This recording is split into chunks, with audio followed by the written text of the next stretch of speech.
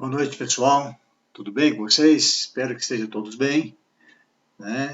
Eu tinha marcado com vocês, agendado uma aula nossa hoje, pelo Zoom, mas diante de alguns questionamentos de alguns colegas de vocês, que a Ana Isadora me passou, a preocupação de vocês com relação ao Zoom.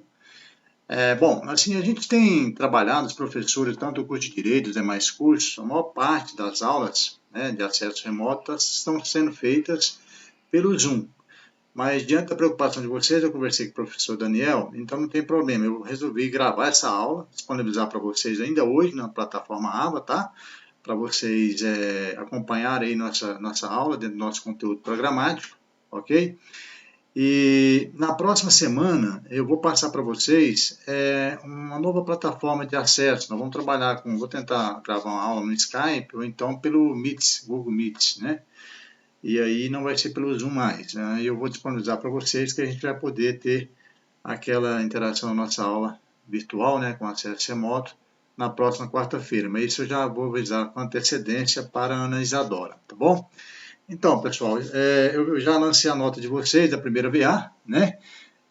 Por sinal, parabenizo que a maioria saiu muito bem na prova, né?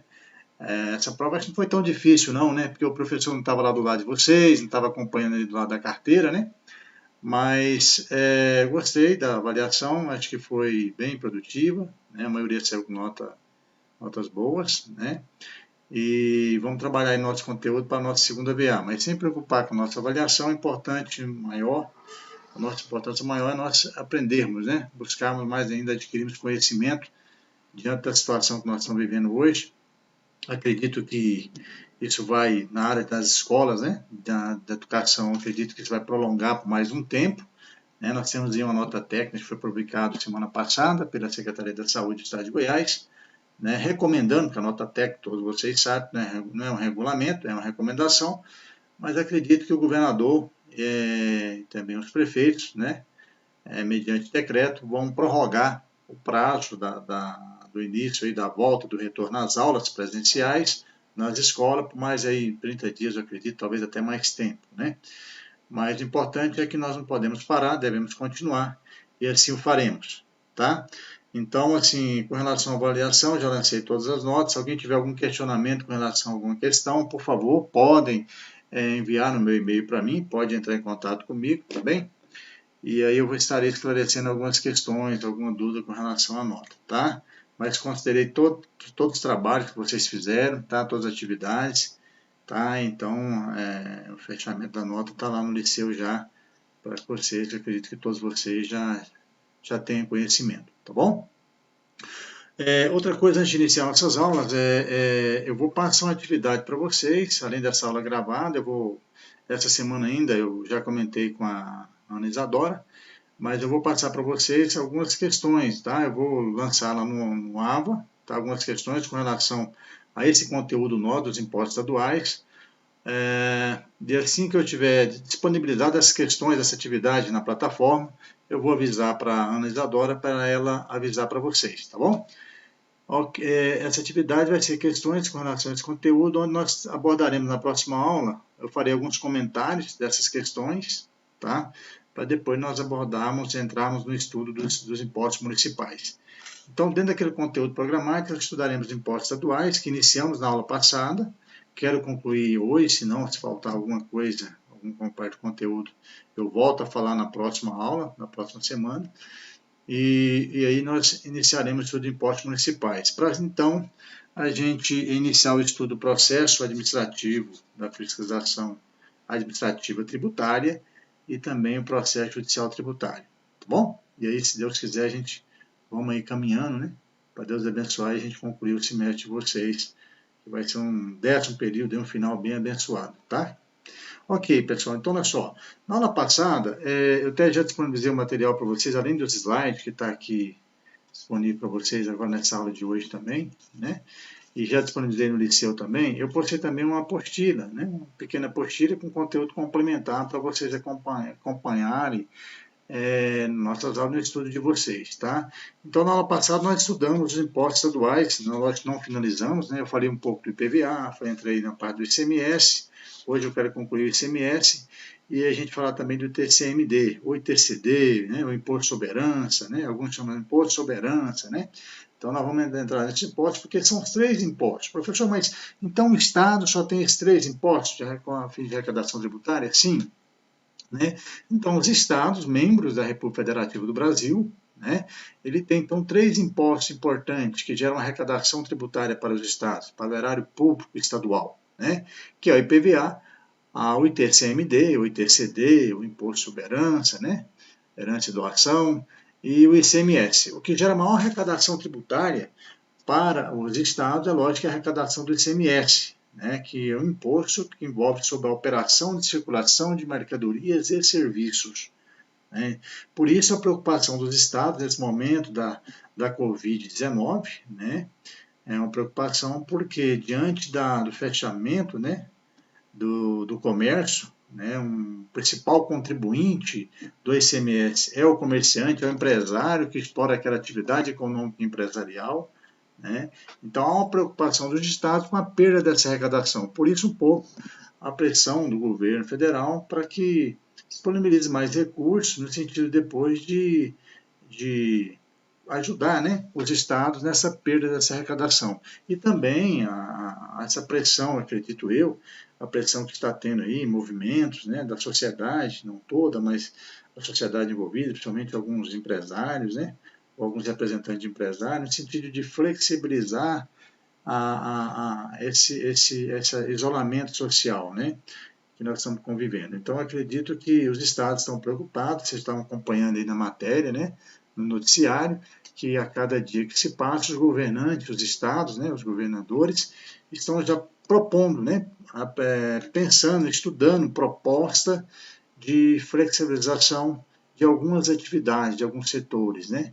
Então, acredito eu que a seguir, com o passar dos dias, se Deus quiser não aumentando, é assustador, né, alguns estados, esse aumento da evolução da pandemia, do coronavírus, mas se Deus quiser, acredito eu, né, que não tendo uma redução, ou pelo menos uma estabilização dessa evolução, né, que a gente espera nisso, os governadores vão pensar aí em estratégia de flexibilizar algumas atividades, a retomada de algumas atividades, desculpe, a retomada de algumas atividades, né, no sentido de voltar aí a economia, né, voltar a sua toda a atividade econômica e principalmente também na manutenção e geração de empregos, tá?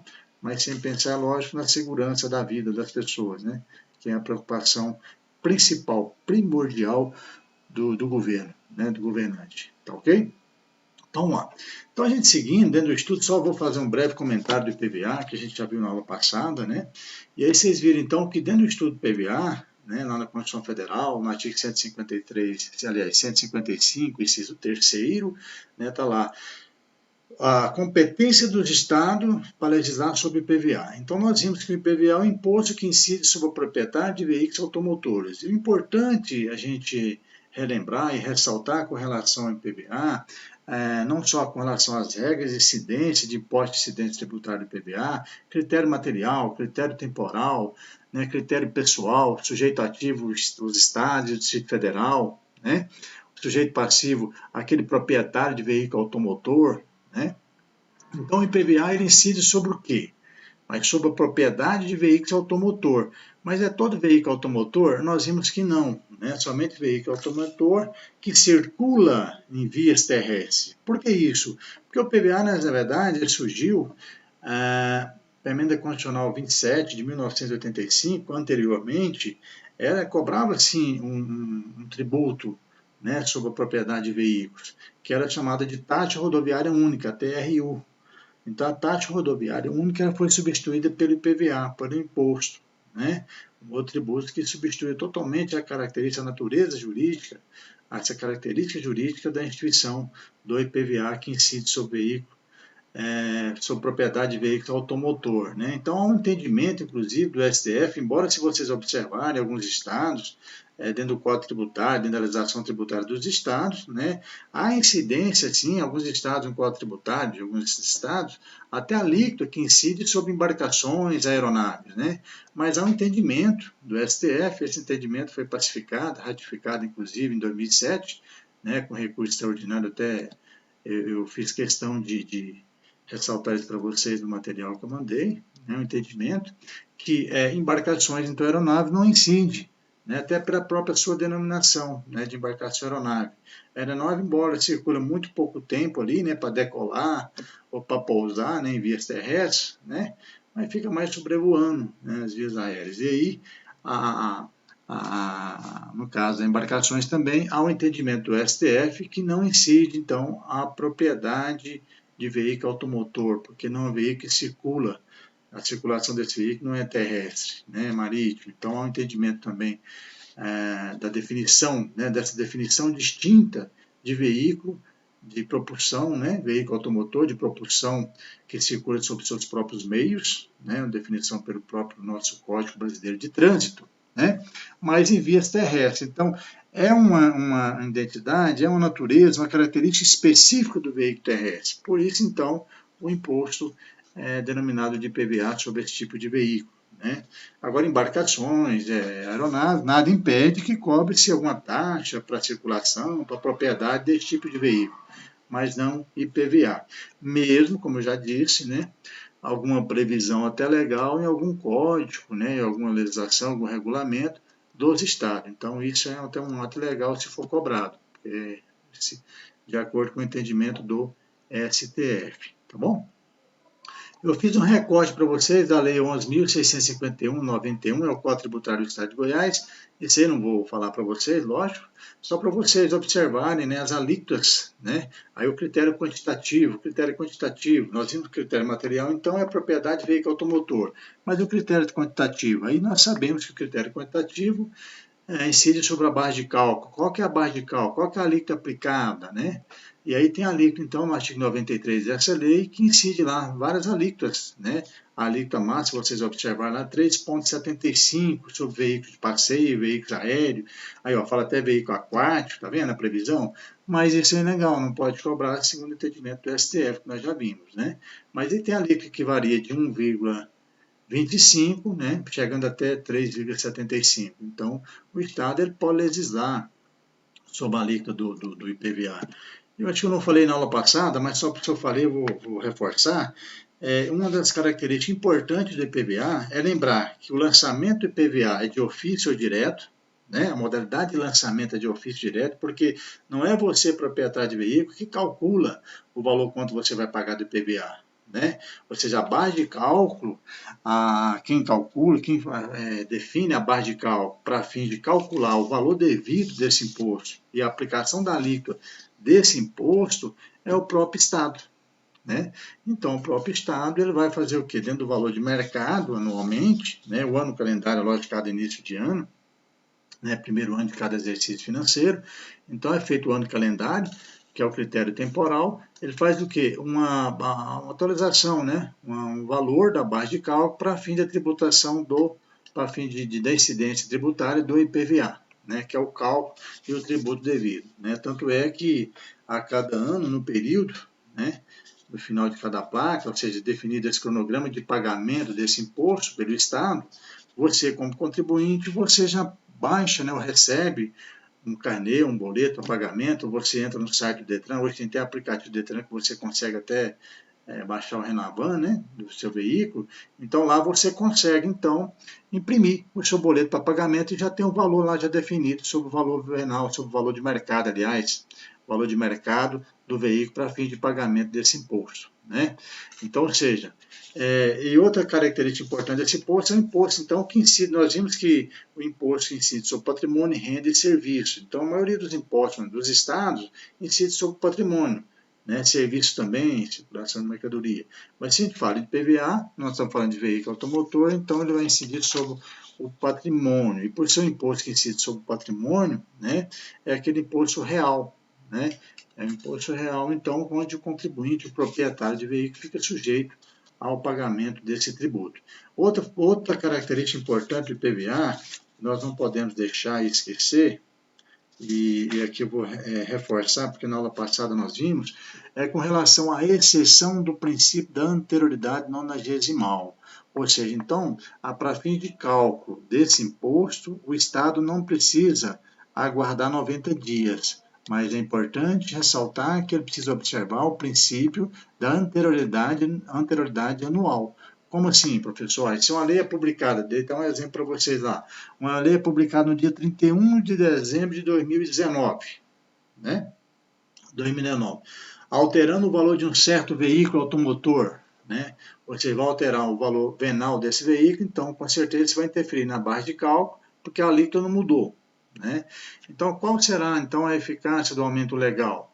A partir do primeiro dia do exercício seguinte, ou seja, então se a base de cálculo, né, ou seja, o valor venal para fim de cálculo desse tributo do IPVA foi alterada no dia 31 de dezembro de 2019, então já passa a valer no primeiro dia do exercício financeiro seguinte, ou seja, a partir de 1º de janeiro de 2020, já está valendo então essa nova alteração, esse novo valor do mercado para fim de compor a base de cálculo e, consequentemente, a incidência, a aplicação da alíquota para a incidência tributária e fazer o lançamento de ofício direto para que o contribuinte depois, dentro do prazo, né, no cronograma estabelecido pelo próprio Estado, né, efetuar o pagamento, efetuar a sua obrigação principal, que é o pagamento. Tá? Então é importante a gente deixar isso bem claro e bem entendido com essa principal característica do IPVA. Tá? Lembrar também que eu falei que a emenda constitucional 42 de 2003, está no slide que eu mandei para vocês, né, que o Senado Federal ele tem aquela competência, né, por força constitucional, de estabelecer alíquotas mínimas, né, poderá aplicar a alíquota diferenciada em função do tipo e utilização do veículo. Tá? E outro ponto importante do IPVA é com relação a desconto, pessoal. Olha só, então o Estado ele tem competência de conceder alguns descontos. Né? Esse é um entendimento do STF que não vai violar o princípio da isonomia, o princípio da igualdade. Não. Então, para determinado tipo de veículo, por exemplo, a partir desse ano, o Estado publicou uma lei ou um regulamento que estabeleceu uma redução da alíquota, né? Uma redução da alíquota do IPVA, né? Ou até isenção de alíquota para veículos novos ou para veículo básico, né? Veículo de 1000 cilindradas, de potência, né? 1000 cilindradas. Então, veículo 1.0, durante um ano vai ser isento do IPVA, não vai pagar IPVA. A partir do segundo ano, começa a ser, então, obrigado a recolher o pagamento do IPVA, né? Recolher o tributo que incide sobre o veículo, a propriedade do veículo, né? Então, esse desconto concedido pelos estados, o Estado tem competência para isso. E isso não é uma violação ao princípio da isonomia, tá? Então, é importante também a gente ressaltar isso com relação ao IPVA, tá? Pois bem, então seguindo, pessoal, lá no ICMS, eu falei para vocês que o ICMS, eu até no material postei para vocês lá e reforcei na aula passada, que o ICMS ele envolve 6 situações, né? 6 bases econômicas que eu considero fundamental para a constituição, né, do próprio fato gerador, do próprio critério material do ICMS. Né? Mas, então, o ICMS, voltando à questão do ICMS, nós vimos que o ICMS ele foi, então, a previsão legal dele está lá na Constituição Federal, no artigo 155, inciso 2, competência também dos estados, né, de instituir a cobrança do ICMS, e ele foi também instituído pela Lei Complementar 87 de 96, olha só, então é chamada Lei Candir, né? O ministro da Fazenda na época era o ministro Candir, então em homenagem a ele, criou-se essa lei, a lei complementar, foi aprovada no Congresso Nacional, regulamentando, dispositivo regulamentando, disciplinando a instituição e a cobrança do IPVA, tá, de competência dos estados. Tá? Tanto é que está elencado na lei complementar, tanto o critério material, o critério, a regra de incidência, né, o critério material, o critério pessoal, né, o fato gerador, quem que é o sujeito ativo, sujeito passivo, né, do ICMS, tá? O critério quantitativo, o critério temporal, né?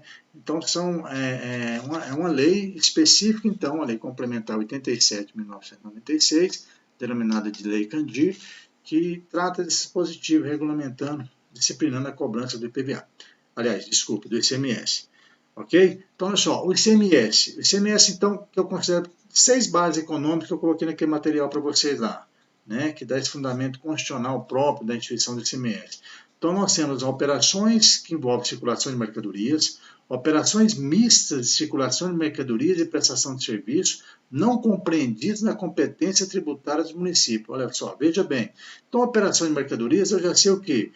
Toda operação, nesse caso aqui, o que é uma operação? O que são essas operações? Né?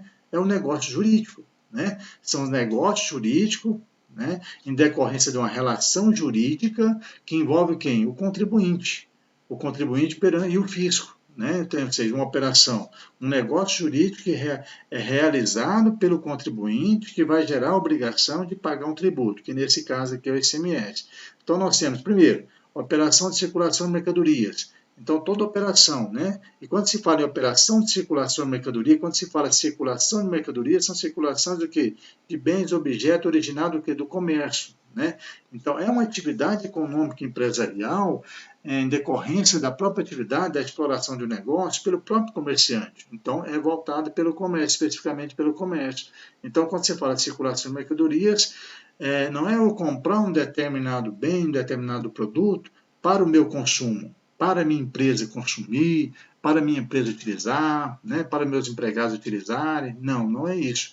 Então, quando se fala de circulação de mercadoria, enquanto empresário, enquanto comerciante, eu sim comprar um produto, um produto que tem a destinação de mercadorias, mas nós sabemos muito bem a definição de mercadorias, né, que origina lá de mercância, ou seja, é um produto, é um bem que eu estou adquirindo com o objetivo de atuar na mercância. E quando fala na mercância, é o objetivo de atuar no escoamento de mercadoria, de circulação de mercadoria. Então, ou seja, é eu comprar e vender. Né? Eu vou adquirir um determinado bem, um produto, esse produto tem a denominação de mercadorias, porque a minha finalidade, a minha atividade, né, é comprar com o objetivo de vender. Então, estou praticando mercância, estou praticando circulação de mercadoria. E essa relação, essa operação jurídica, ela decorre de uma obrigação tributária, que é recolher o imposto devido em decorrência dessa operação. Né? Decorrência dessa operação. Então, se eu vou vender uma mercadoria, o preço pelo qual eu estou vendendo essa mercadoria será, então, um critério quantitativo, será a base de cálculo para fim de tributação do ICMS. Né? E é lógico, como a gente já sabe, como é competência dos estados de legislar sobre a cobrança do ICMS, é lógico que vai legislar, então, sobre as alíquotas devidas, né, para ser aplicada na base de cálculo, no critério quantitativo, para fim de chegar num denominador comum, que é o valor devido a pagar. Qual que é o valor devido a pagar dessa circulação de mercadorias? É o preço de venda, né? É o preço lá do produto que foi vendido. E isso é emitido a nota fiscal. Por isso, a exigência da obrigação acessória, né, por parte do Estado, da fiscalização fazendária, de exigir que o consumidor sempre exija a nota fiscal. Porque a partir do momento que vai exigir nota fiscal, é uma obrigação sim do empresário, mas também é uma forma de evitar a sonegação fiscal, né? Porque a emissão de nota fiscal é uma obrigação acessória. E como obrigação acessória, gera o que? Maior arrecadação tributária. Quando maior emissão, cobrança, né, e emissão de nota fiscal, maior gera arrecadação para o Estado. Tá? Pois bem, então nós temos a operação mista. Por que a operação mista? Eu coloquei mista de circulação de mercadoria e prestação de serviço. Porque, veja bem, nós vamos estudar o ISS, que é o Imposto que incide sobre a prestação de serviço, né, que é a Lei Complementar 116 de 2003, 116 de 2003, pois nós sabemos que o ISS é competência dos municípios. O Estado não interfere na legislação, né, na regulação e na cobrança do ISS. Mas nós veremos que a própria lei complementar, né, ela estabelece que alguns tipos de serviço que tem uma parte de mista, vamos dizer assim, né, de operação que envolve circulação de mercadoria, que não origina, que não gera a obrigação de pagar o ISS, mas sim o ICMS. Né? Então, tem o rol da lista de serviços, do anexo da Lei Complementar 116 de 2003, que é do ISS, alguns serviços que não geram a obrigação do contribuinte de pagar o ISS, mas sim o ICMS. Né? Então, por exemplo, eu tenho um restaurante, então o restaurante, meu objetivo é vender comida, né? Bebida também, né? Mas ele também, ao atender o meu cliente, o meu consumidor, eu estou prestando algum serviço para ele. É ou não é? Né? Então, nessa prestação de serviço não incide o ISS. O município não pode lá me cobrar o ISS como eu estou prestando serviço. Então, há uma situação, né, simultânea que envolve operações de prestação de serviço e, consequentemente, a circulação de mercadorias. mas essa definição, ou seja, essa característica dessa atividade econômica, né, do restaurante ou lanchonete, nesse caso, gera a obrigação de pagar o ICMS e não o ISS, que é o Imposto sobre Serviço. Tá? E tem outro serviço também que nós veremos mais adiante, né, no nosso estudo, que incide o ICMS, não o ISS, ou ISSQN, né? Mas a gente vai chegar lá e vamos estudar um pouquinho mais, aprofundar um pouco mais sobre o estudo sobre esse imposto municipal. Mas voltando à questão do ICMS, então, só para vocês entenderem, nessa segunda base econômica, assim, nesse segundo fundamento constitucional próprio para a instituição do ICMS, que eu coloquei naquele material que eu mandei para vocês, tá? Operação mista de circulação de mercadoria e prestação de serviço não compreendidos na competência tributária do município. Então é isso que eu acabei de explicar agora, ok?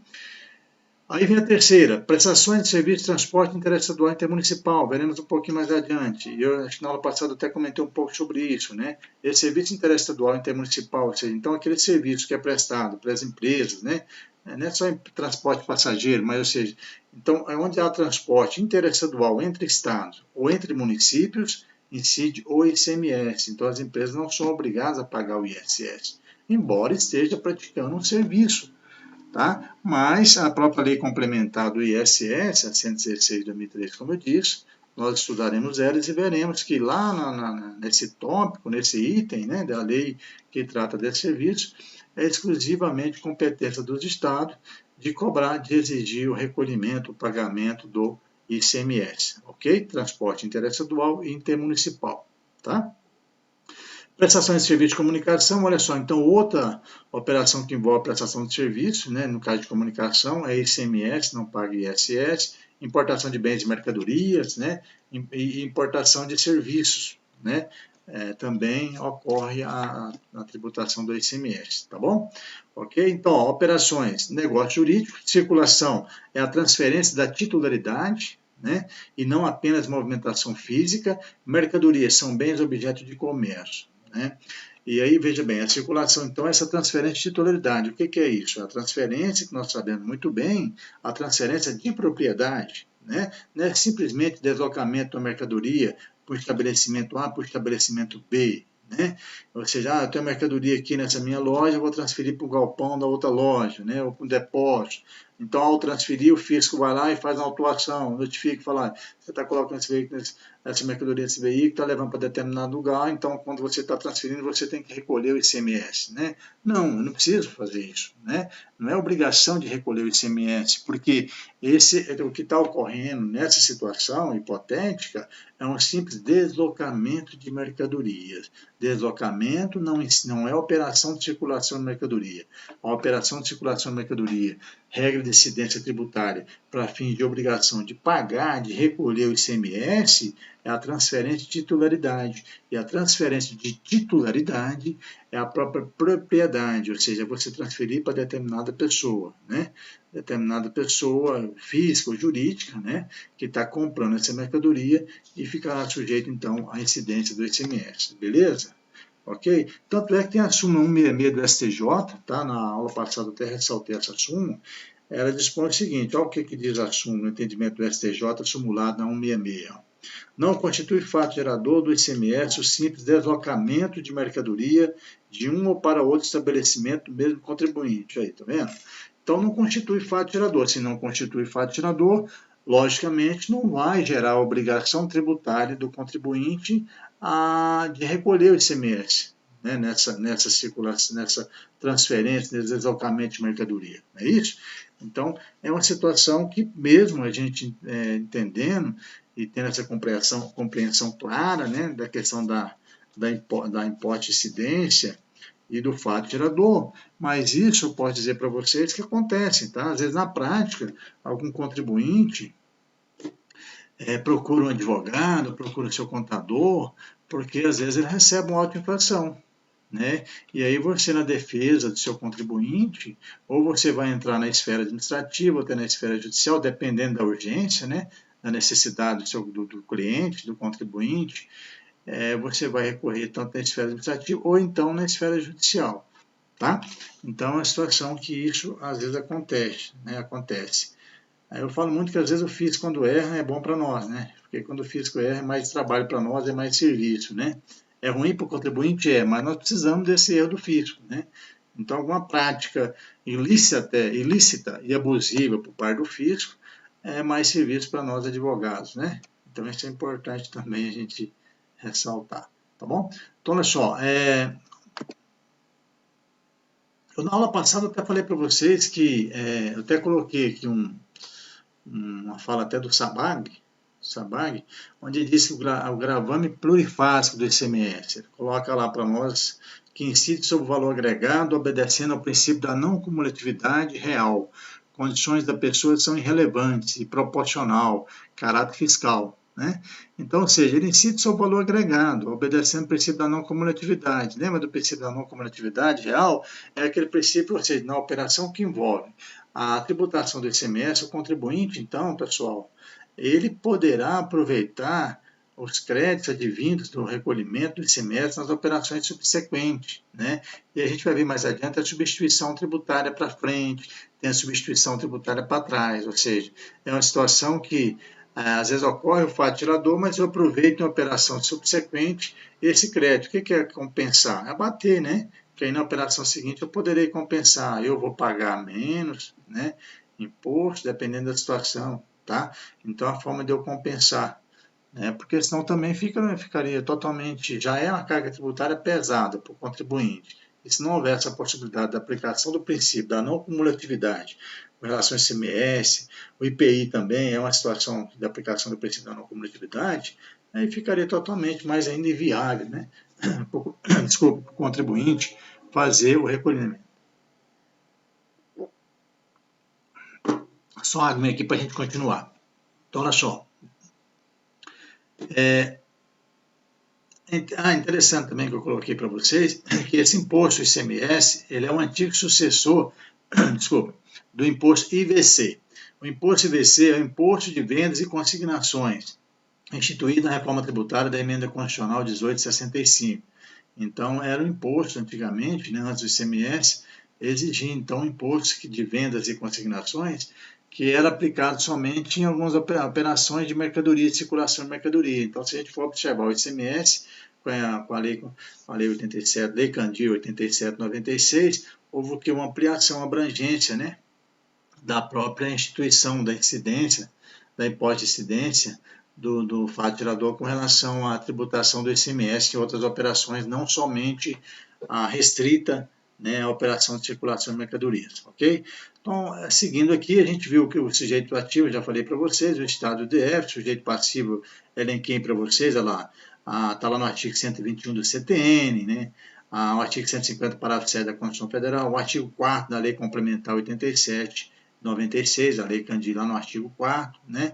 Ela elenca para nós, então, o sujeito passivo, né? Pessoas que praticam operações relativas à circulação de mercadoria, os importadores de bens, prestadores de serviços de transporte interestadual e intermunicipal e os prestadores de serviços de comunicação, tá?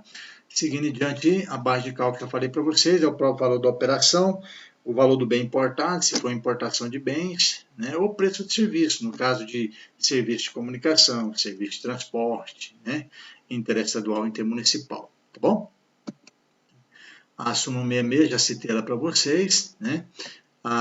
O STF compreende que não incide sobre a água canalizada, bem de domínio público. Então, se a gente for observar também, o ICMS ele exige, ele incide, aliás, sobre a energia elétrica. Então, se vocês forem observar, na tarifa de energia elétrica, né, nós sabemos que a energia elétrica é a tarifa, tanto da pessoa física como jurídica, incide o ICMS, né? Então, é um imposto que você paga sobre a utilização, né, do consumo lá da sua energia elétrica. Já a água não, o STF já entende que não incide o ICMS porque a água é considerado um bem da vida, né, um bem essencial à vida, né? Então a água tem essa proteção, denominado como bem de domínio público, né? Tanto é que é da água que gera energia, né? Então, assim, não ocorre a transferência de titularidade da água, né? Ou seja, não realiza fato jurídico tributário para fins de incidência de ICMS. O que é a diferença da energia, porque a própria energia, o próprio STF entende que é distinta, tem uma natureza, uma característica distinta da água, né, para fim de tributação do ICMS, né? A súmula 573 do STF não constitui fato tirador de ICMS a saída física de máquina, utensílio e prementos a título de comodato, né? É outra situação também, ó, empréstimo gratuito de coisas não fungíveis, né? Aí a gente faz uma visita lá no Código Civil do artigo 579, que trata de coisas não fungíveis, né? Ou seja, então nessa questão de a saída física de máquina, utensílio, implemento, a título de comodato, de algum empréstimo, né? Não incide, então, o fato gerador também. Isso já é pacificado, já é simulado pelo STF, de acordo com a súmula 573, tá bom? E aí eu passo para você a definição de mercadoria e produto, que eu já expliquei, tá? Citei novamente a súmula, está repetida aí, 166, a gente seguindo, tá? Situações, importante aqui, então aí tem situações que não incide o ICMS. Quais são elas? Aí eu vou ler para vocês aqui o material que eu já postei, tá? Ó, quais situações, então, que porventura não incide a tributação do ICMS? Então nós temos aí, sobre coisas corpóreas que não sejam mercadorias. Lembra que eu falei para vocês? Então, coisas corpóreas que não sejam mercadoria, isto é, bens particulares, né? Então, se eu estou empresa, eu adquiri mesas, algum bem, né, para fim de compor meu imobilizado, meu patrimônio, então isso não é mercadoria, né? Isso é um bem, um produto que vai compor o quê? Que vai fazer parte do meu patrimônio, quer seja pessoa física ou quer seja pessoa jurídica, né? Então, sobre coisas corpóreas que não sejam mercadoria, isso é, bens particulares, ok. Na alienação de bens do ativo fixo, imobilizado, também não, né? Nessa alienação de bens aqui não incide. Na simples transferência de mercadoria um para outro estabelecimento da empresa, aí está lá na súmula 166 do STJ, tá vendo? Sempre a gente tem citado para vocês a súmula 166 do STJ, porque isso é importante, aquela questão do deslocamento de mercadorias não incide a tributação do ICMS, né? Essa simples transferência, não está transferindo a titularidade, né? A propriedade dessa mercadoria, tá ok? Na mudança integral do estabelecimento da pessoa jurídica, com deslocamento do seu patrimônio para outro local, também não. Lembra lá quando você estudar em direito empresarial, fusão, transformação, incorporação ou cisão das empresas? Então, quando ocorre alguma modificação jurídica, da natureza jurídica da empresa, uma transferência de patrimônio, né, isso também não fica sujeito à tributação do ICMS. Tá? Então, o fisco, mesmo assim, acontece, às vezes o fisco, identificando a situação dessa, atuando na empresa, que é um ato ilegal por parte, um ato até ilícito por parte do fisco. Aí cabe sim defesa, né? A defesa administrativa, uma impugnação administrativa ou até via judicial, tá? Mandado de segurança, se for o caso de medida mais célere, né? Mais de urgência, caráter de urgência, aí há de se pensar essa possibilidade, tá? E na integralização de bens, máquinas, equipamentos, veículos, né? Às vezes a empresa faz integralização dos seus bens, do seu patrimônio, né? Esse tipo de situação, não é a transferência aqui de titularidade. Na remessa de mercadorias para demonstração ou consignação. Isso aqui é no caso aqui vamos pensar uma feira, por exemplo, né? Uma feira de exposição de veículo, né? Ou qualquer outro tipo de mercadoria, né? Vai fazer uma demonstração, participar de uma feira, né? Participar de um evento, né? E aí vai ser demonstrado, vai levar, transferir determinado veículo, determinada mercadoria de um determinado local para ser somente demonstrado, apresentado, né? Para consumidores ou para clientes, para outros clientes, né? Para fins simplesmente especificamente de demonstração, mas não para fins de venda. É lógico que posteriormente pode ocorrer a venda. Ocorrendo a venda, ocorreu a transferência de titularidade, ocorreu a regra de incidência no critério material, fato gerador, consequentemente, a obrigação de pagar o tributo, tá? Então, nessas hipóteses, as situações elencadas aí, 6 situações, não incide, então, o ICMS. Isso está previsto na lei complementar, tá, 87/96, ok? Substituição tributária. A substituição tributária eu considero um fato, uma situação, vamos dizer assim, uma operação jurídica de grande relevância no que envolve a aplicação do ICMS. Por quê? Há uma confusão em algumas situações, né, com relação a se ocorre ou não a substituição tributária, né? Ou seja, se foi feito ou não devido ao recolhimento do ICMS, ou se o contribuinte pagou a mais, recolheu a mais ou recolheu a menos do ICMS, né?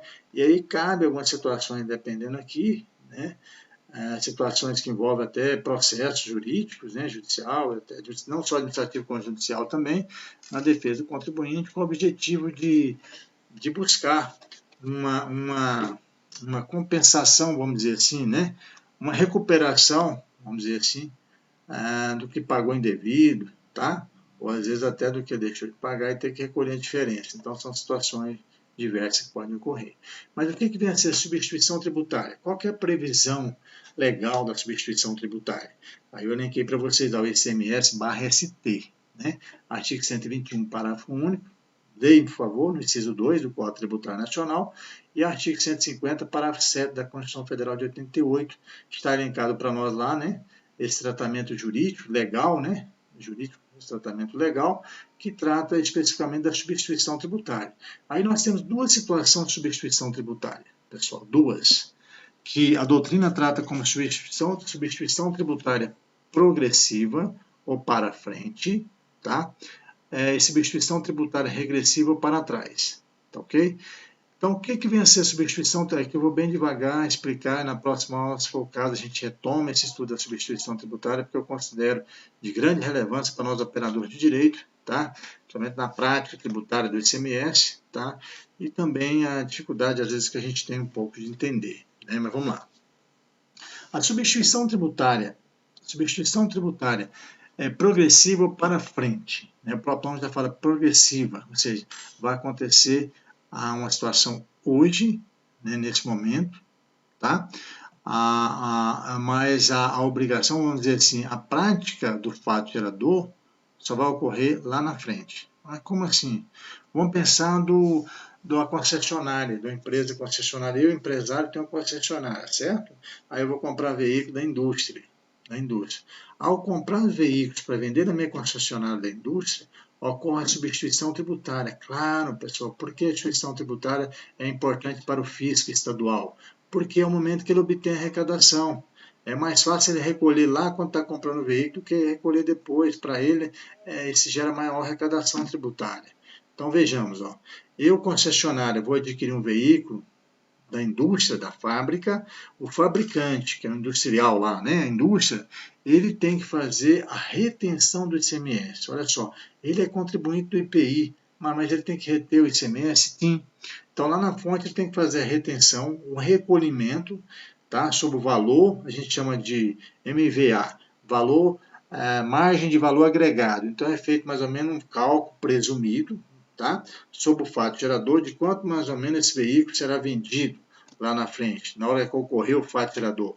Porque vocês concordam que o fato gerador não ocorre no momento que eu estou comprando esse veículo da concessionária. Aliás, da fábrica, da indústria. Não.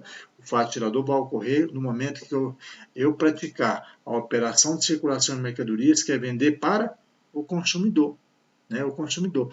Então, olha só, então quando eu estou adquirindo esse veículo, ou qualquer outro produto, mercadoria, né, não todos, mas tem alguns que ficam sujeitos a medicamento, por exemplo, né, café, mais gêneros alimentícios, né, no caso o café, tem algumas bebidas, né, algumas bebidas, tá? Então a retenção é feita lá na fonte, então, ou seja, o fabricante faz a retenção do ICMS, recolhe para o Estado. E lá na frente, quando vai vender essa mercadoria, no caso daquele exemplo do veículo, eu vou vender lá para o consumidor, eu vou calcular o preço final de venda e sobre esse preço vai ser aplicada a alíquota devida do ICMS. Cada estado tem uma alíquota diferenciada. Eu fiz uma tabelinha para vocês no final dos slides, no material, tem uma tabelinha lá só para vocês conhecerem, tá? Que, por exemplo, no estado de Goiás, a alíquota aplicada aqui para venda de mercadorias dentro do próprio estado, dentro aqui do estado de Goiás, é 17%. Mas São Paulo é 18%, né? Rio de Janeiro. Então, alguns estados variam a alíquota, né? Então, a maior parte deles varia entre 17%, 18%, chegando até 19%, tá? Pois bem, então, a substituição tributária progressiva para frente, por isso que fala para frente, porque o fato gerador não ocorreu. Isso que eu quero que vocês entendam, tá? Quando fala progressivo para frente, é porque o fato gerador vai ocorrer depois. É aquele comerciante que está comprando mercadoria, um medicamento, né, uma bebida, tá? Veículo, né? Está comprando o fabricante da indústria e vai vender depois. Ao comprar, é feito então esse mais de valor agregado, o fato gerador presumido para fim de recolhimento, tá? Posteriormente, então, na saída, no preço lá da venda, só tomar água aqui. Então, no preço da venda, vai calcular, então, quanto que é a alíquota do ICMS. E aí o contribuinte faz o recolhimento, tá? A substituição tributária regressiva para trás é o inverso. Então, enquanto na progressiva para frente, o contribuinte faz o recolhimento no momento que ele compra lá na fábrica da indústria, porque o fato tirador não ocorreu, vai ocorrer em outro momento, né, da venda dessa mercadoria para o consumidor, a substituição tributária regressiva para trás é o inverso, é o contrário. Ocorre o fato tirador antes, né? Só que há uma postergação aí que a gente chama de diferimento, né? O fenômeno do diferimento. O que é o diferimento tributário? É a postergação do recolhimento do tributo. Lembra que eu falei para vocês que diante das medidas de urgência agora, em face dessa calamidade, né, da saúde aí, né, do Covid-19, o governo então praticou esse fenômeno de diferimento, ou seja, postergou o recolhimento do tributo para em outro momento, para que o contribuinte possa pagar.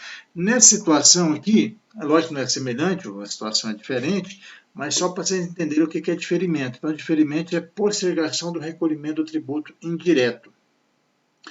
Indireto porque o ICMS nós sabemos que é indireto, né? Imposto direto, para um momento ulterior à ocorrência do fato tirador. Então, veja bem, o fato tirador ocorre hoje, mas o pagamento do ICMS só vai ser posteriormente, né? A obrigação tributária de pagar o ICMS vai ser posterior. Lá na substituição tributária anterior progressiva para frente, há uma antecipação do pagamento. Aqui não, o pagamento vai ser feito depois. Exemplo, você tem um exemplo para vocês. Então, ou seja, a usina, aqui tem várias usinas de cana-de-açúcar aqui no norte de Goiás. Então eles vão lá no produtor, compra a cana-de-açúcar. Ao comprar essa matéria-prima, cana-de-açúcar, o fato tirador está ocorrendo ali, mas só no momento que ele fabricar, né, transformar essa cana-de-açúcar em um produto, uma mercadoria, quando ele for vender, é que ele vai pagar o ICMS. Assim como ocorre também com relação ao leite cru, vai na fazenda, no produtor lá, né? De leite, compra o leite, então está praticando o fato tirador na compra desse leite, né? Mas só que o pagamento e recolhimento só vai ser feito depois. O laticínio, por exemplo, que compra o leite, né? De vários produtores para fim de transformar esse leite em alguma mercadoria, ou vai transformar em um, sei lá, um leite de caixinha, né? Ou um produto, um leite em pó, né? Um leite condensado, ou seja, derivados do leite, alguns produtos, mercadorias derivadas do leite, para posteriormente vender, né?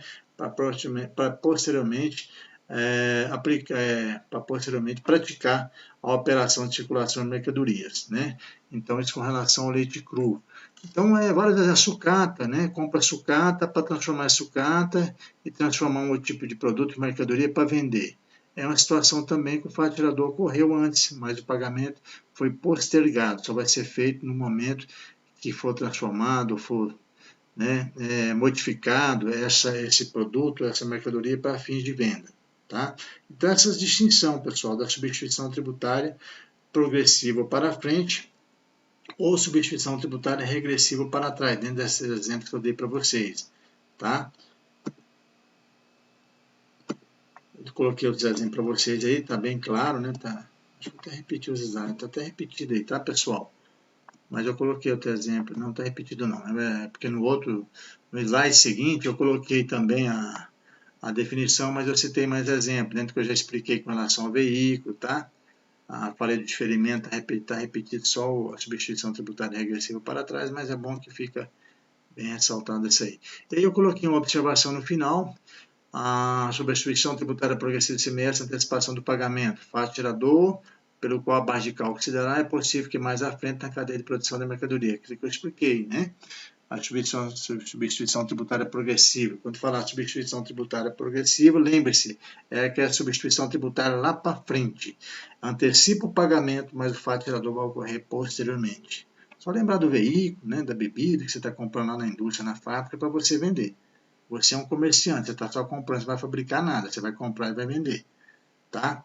Agora, a substituição tributária para trás, a regressiva, o atirador ocorreu antes, mas o pagamento vai ser posterior. Ok? O artigo 7 da Constituição Federal do artigo 150, aliás, parágrafo 7 do artigo 150 da Constituição Federal, prevê a imediata e preferencial restituição da quantia paga, caso não realize o fato tirador presumido. Aqui que se coloca o seguinte: como se deve interpretar a expressão caso não se realize o fato tirador presumido? Aqui é uma situação, só para provocar vocês, a gente repensar isso aqui. Eu penso depois na atividade que eu vou postar para vocês, que vocês vão trabalhar essa atividade sobre esses 3 impostos. Eu vou colocar alguma atividade sobre isso aqui também para a gente voltar a essa discussão, tá? Mas é uma situação que, por exemplo, se o fato tirador por exemplo, substituição tributária progressiva, né? Não ocorreu a presunção do fato gerador, não há que se falar, então, a questão da retenção do ICMS. Aí ocorre muita situação de recolhimento, às vezes pode ocorrer algum questionamento, aliás, do contribuinte, que é o comerciante, e na hora de vender o produto, a mercadoria, às vezes o valor que ele vai vender, mesmo ele colocando lá o valor, o frete, o custo que ele teve dessa mercadoria, né, os impostos e o lucro dele, às vezes o que ele vai pagar de imposto pode ser bem maior do que ele já recolheu. E aí, né? Ele vai pagar mais, ou então ele pagou a mais e às vezes pode ocorrer o inverso, né? Ele pagou a maior lá na retenção, né, quando fez o cálculo presumido, mas na venda, na verdade, ele teve que pagou menos, recolheu menos ICMS. Ele tem direito a reembolso, ele tem direito à compensação dessa diferente, né? Aliás, dessa diferença. Então, eu vou passar para vocês nas atividades do ICMS, acho que umas 3 atividades sobre esse tema, tá? Para a gente discutir isso aqui posteriormente, tá? O contribuinte tem o direito de restituir ICMS recolhido antecipadamente apenas na situação em que, por algum motivo, não dê saída da mercadoria. Também faz jus do montante relativo ao imposto pago, a maior devido à venda de mercadoria ao consumidor final, por um valor menor do que aquele previsto na base de cálculo presumido pelo fisco estadual. É outro questionamento que eu disse agora, né? É aquela situação, né? Porque ele pagou antecipadamente determinado valor, mas no final, quando ele foi vender essa mercadoria para o consumidor, né, o valor que ele pagou foi bem menor. Então, o valor que ele deveria pagar na saída foi bem menor. Então, ou seja, a presunção do valor lá na antecipação do pagamento foi maior. E aí, será que ele tem direito a essa devolução, né, a essa restituição, tá, para posteriormente compensar isso? Tá? Então, a situação com a atividade que eu vou passar para vocês para depois a gente voltar a discutir sobre isso, tá bom? É um ponto importante para a gente discutir, para nós advogados, discutimos isso nessa atividade que eu vou colocar, até para provocar vocês no momento oportuno da gente discutir sobre isso, tá bom? Bom, esse recurso aqui é sobre, não vou seguindo aqui, sobre correlação da base de cálculo, eu já falei para vocês lá atrás, correlação à embarcação, deixa eu ver aqui, ok, tá? O Roque Carrasa, ele dá uma definição para nós do que é pauta fiscal. Eu vou ser bem breve, nosso tempo está quase terminando, já tem 40, quase 50 minutos. Eu vou até mais ou menos 1 hora explicando para vocês, depois eu paro aqui, até porque senão fica cansativo. Mas depois eu vou voltar aqui. Mas é só para vocês entenderem o que é pauta fiscal. O Carrasa, né, o Carrasa, grande especialista em direito tributário, ele diz para nós que a fixação da obrigação tributária pelo poder público, o valor prefixado da operação tomado como teto, independente do efetivo e real valor da operação. É a troca da base de cálculo real por uma outra arbitrada de maneira discricionária pela autoridade fazendária. Nela não há a figura do substituto e do substituído. Existe apenas o contribuinte como sujeito passivo da obrigação tributária. A semelhança que guarda como substituição tributária é que a sua base de cálculo real é trocada por uma outra presumida. Então, ou seja, aqui é uma situação que ele fala, porque quando ocorre a substituição tributária, você tem um substituto e substituído, né? Naquela situação que eu falei do comerciante de veículo, né? Então ele é um substituído. O substituto é aquele que fica obrigado a fazer o recolhimento, tá? Mas a pauta fiscal, ele entende algumas situações, é um valor arbitrado pelo próprio fisco, né? Um recolhimento não foi feito, o fisco faz um cálculo arbitrado de forma discricionária, né, pela autoridade fazendária para fim de recolhimento, tá? Há alguns opinadores que entendem que tem uma forma ilegal, dependendo da situação, por parte do fisco, né? Mas a própria lei complementar permite, em algumas situações, o arbitramento de valores, conforme o artigo 148 do CTN. É a modalidade de lançamento, vamos dizer assim, então lançamento direto. Nós sabemos que o ICMS é um lançamento por homologação, né? E aí há uma polêmica com relação à utilização de pauta fiscal pela própria Secretaria da Receita, né, dos Estados, com relação a essa base de cálculo, né? Então isso aí gera muito questionamento jurídico até, defesas jurídicas com relação a isso aí, porque administrativamente, quando é aplicada a pauta fiscal, nem sempre o fisco está de acordo. Ele acha que ele fez o valor correto, aplicou o que é devido, o que é legal, aí cabe nós questionarmos, né? Isso aí, tá bom? Então, pessoal, eu vou encerrar por aqui, tá? Na próxima aula nós vamos continuar concluir, aliás, sobre ICMS, porque é bem extenso, não vou me alongar mais, até para se tornar um vídeo cansativo, né? Mas aí a gente vai concluir sobre o serviço de transporte, qual a natureza do serviço que incide a tributação do ICMS, tá? E por fim eu vou falar um pouquinho sobre as alíquotas do ICMS para vocês entenderem um pouquinho a aplicação das alíquotas, tá bom? Então muito obrigado, boa noite, tá? Que Deus abençoe vocês, tá? Assim que eu postar a atividade para vocês, eu vou estar avisando para a Ana Isadora, né? Essa atividade vai ser anual, são questões com relação aos impostos, eu quero que vocês resolvam as questões, porque na próxima aula a gente vai reservar um tempinho para a gente discutir um pouquinho, comentar um pouquinho sobre essas questões, sobre essa atividade, tá bom? Eu falei para vocês que aquela atividade que vocês fizeram sobre os impactos, né, tributários com relação aos efeitos aí dessa Covid, da pandemia do Covid-19, já vai contar aí para quem fez e enviou por e-mail para mim, quem não fez ainda dá tempo, tá? Ainda recebe essa semana ainda, tá? Valendo um ponto, tá? Já para a nossa segunda VA. Essa outra atividade vai valer mais um ponto e a gente pensa numa outra próxima atividade antes de chegar à nossa segunda VA, tá bom? Então, boa noite, fiquem com Deus, tá? E até a próxima oportunidade, tá? Tchau, um abraço.